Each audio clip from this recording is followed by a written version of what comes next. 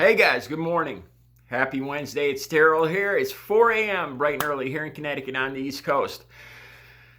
All right, as I was looking over the news and all my links and my channels all over looking for what I was going to talk about today, I wasn't sure. I wasn't sure if I was going to talk about Trump continuing with his being barricaded in the White House and his nonstop tweets, whether I was going to talk about Lindsey Graham, that I was going to talk about in Michigan, where they almost threw out a bunch of votes from Detroit, and how Trump got all excited about this, and then it was overturned quickly, and the votes from Detroit were counted. They just wanted to count the white votes from the suburbs and not the black votes from Detroit. Unbelievable. But this is what I want to talk about. I came across a video, and I didn't memorize the names or anything. It's from California. It's from the last month, let's say. And it's one of those Karen videos. That's what I call them. It's white people behaving badly. White people behaving in a racist fashion.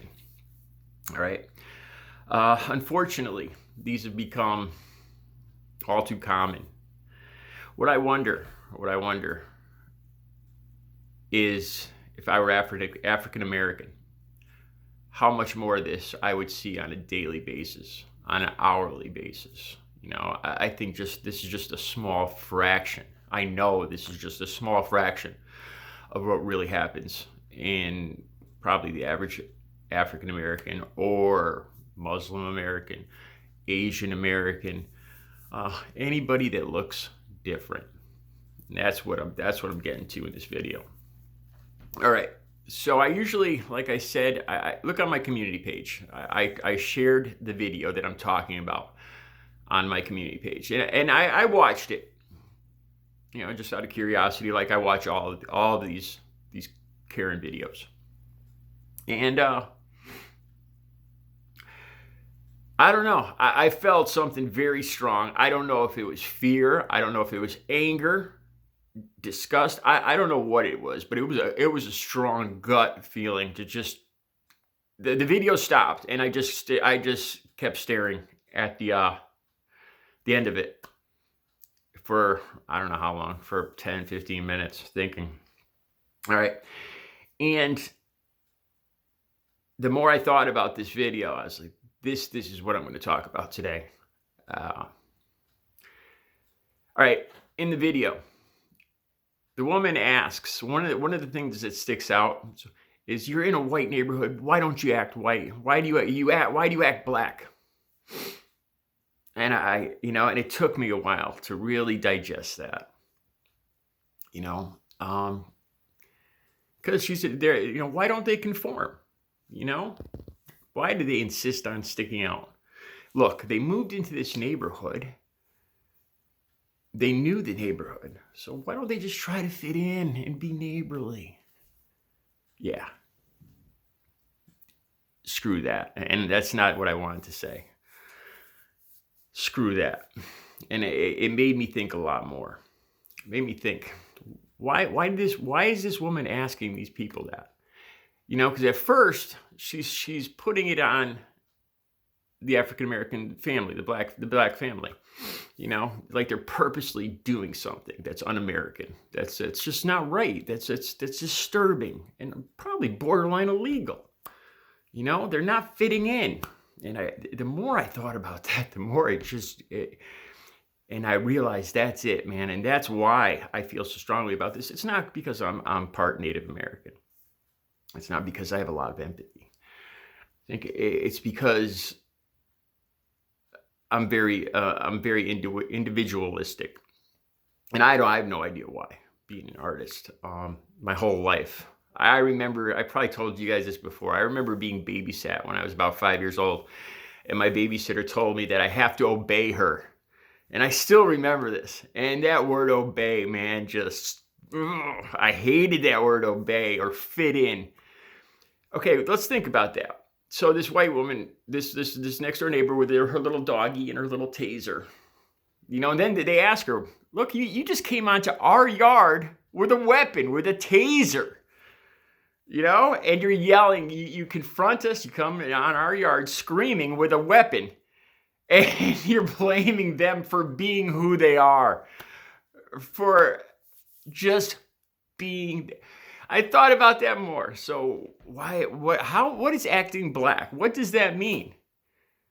I thought about me. What if somebody told me you're acting too much like a recovering addict? You're acting too much like an addict. You got to start acting like a person who never had a problem with drugs. You're acting too much like a Native American. You're acting too much like a red-skinned person. You got to try to fit in. You look white, act white. And I started thinking about that, and it's not about me. It's not about this African American family at all. They're being themselves. That's it. Whether it's the music they play, the sports they play, the language, the syntax or whatever in which they say these sentences. I don't know if they still call it, if racist people still call it ebonics or whatever. I don't know if that's what it is that offends this lady. I don't know if that's what she calls acting black. Maybe they have rims on their car. Maybe their stereo's loud, and all those things this lady considers acting black. And I thought about that, and I really thought about that. And this lady, this white lady, this Karen, makes it seem like this family's doing something wrong. Un-American. They're not fitting in. And that just stuck in my craw, and that's putting it nicely. Why? Why can't I just be me? Why? Because it makes her feel uncomfortable. Why does it make her feel uncomfortable? And I started thinking about that more, this authoritarian thing, where there's some people, and I'm not a psychologist, so I'm not going to get deeper into this, but there's some people who just need to blend in. They feel more comfortable blending in. They feel more comfortable being told what to do, what's right and wrong, nice and clear cut, and then fitting in and not looking anything, just so nobody spots them. And that ain't me, man. Let me tell you. As an example, I'm 55, right? And I still catch flack every day for the stuff I wear, that I dress too young. Hey, man, I wear what I'm comfortable in. And I wear what I like, and that's the bottom line. Skinny jeans. A guy over 55 is not supposed to wear skinny jeans. Although my build is probably the build of I'm very tall, lean, and skinny. And they work on me. And I feel, and you know what? They feel incredibly comfortable. I brought out something else, too, that I have about 15 different pairs of sneakers. And they're very odd colors. Probably not what the average 55-year-old wears.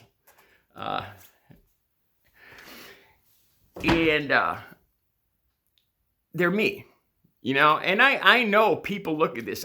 Yesterday I walked in the library and all the construction workers are outside the library. I see them talking as I'm walking in and looking over. Maybe they weren't talking about it. Maybe they were. But, the red ones stuck out. The red sneakers stuck out. And I'm not doing it to stick out.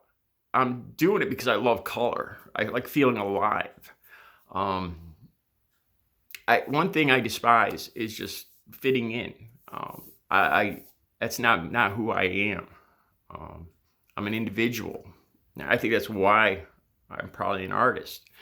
But like I said, I was thinking about this lady, and it's all about making her feel comfortable.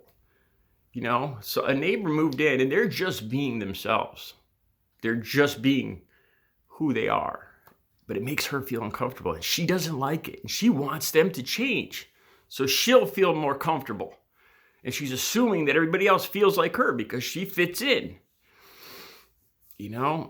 And I thought about Trumpism.